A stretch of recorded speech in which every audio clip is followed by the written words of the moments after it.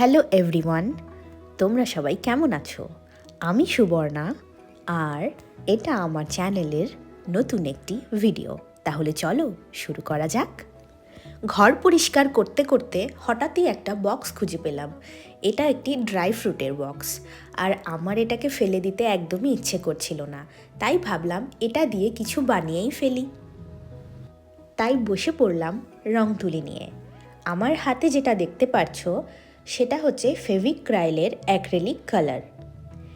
এই শেডটার নাম হোয়াইট 27। এই কালারটা 25 টাকা করে মার্কেটে পাওয়া যায়।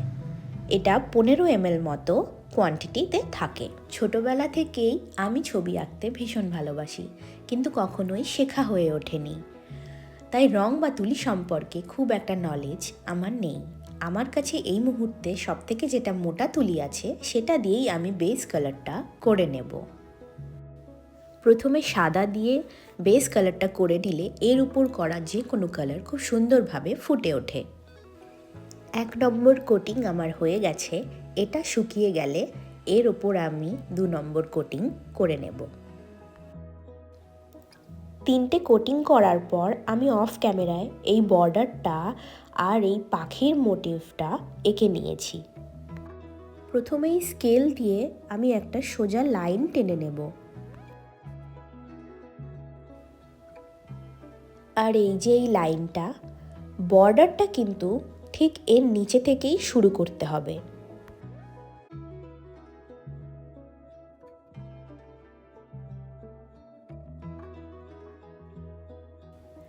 প্রথমেই লাইন টেনে নিয়ে আঁকা শুরু করলে একটাই সুবিধা, বাক্সটা বন্ধ করার পরেও আমাদের বর্ডারে করা ডিজাইনটা ঢেকে যাবে না।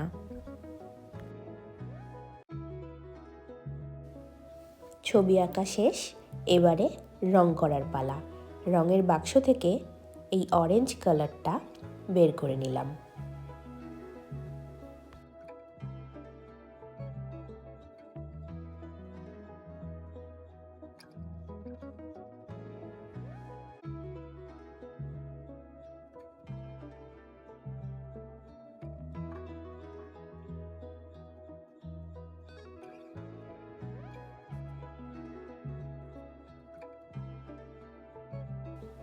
এবারে হলুদ, সাদা আর নীল মিক্স করে আমি সায়ান কালারটা বানিয়ে নিচ্ছি।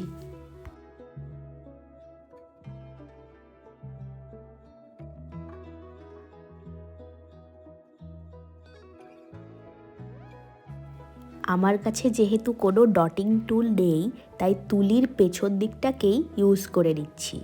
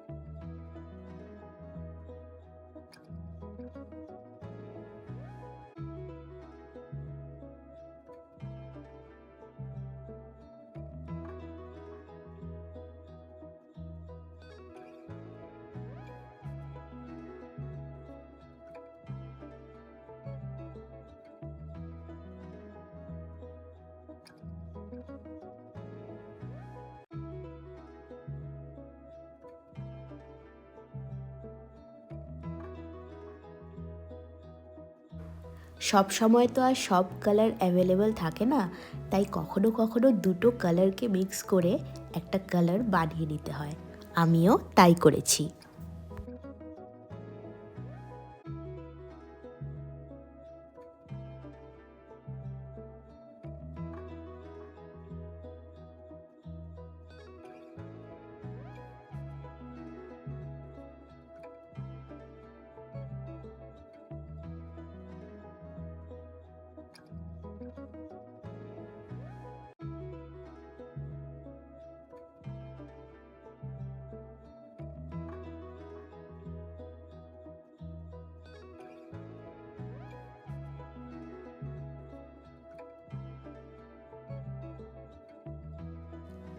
বাক্সের ঢাকনা প্রায় কমপ্লিট।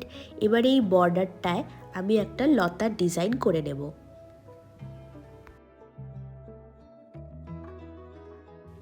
আর হ্যাঁ, মার্কারের কালিটা শুকোবার আগেই যদি আমরা তার উপর রং করতে যাই তাহলে কিন্তু মার্কারের কালিটা ছড়িয়ে যেতে পারে।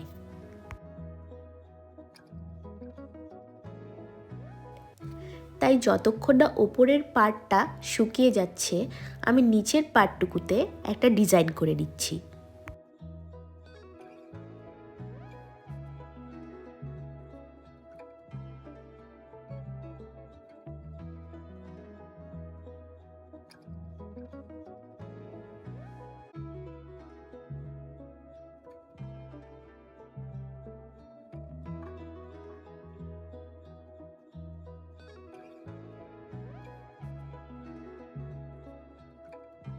আর এই হলো আমার গয়নার বাক্সের ফাইনাল লুক।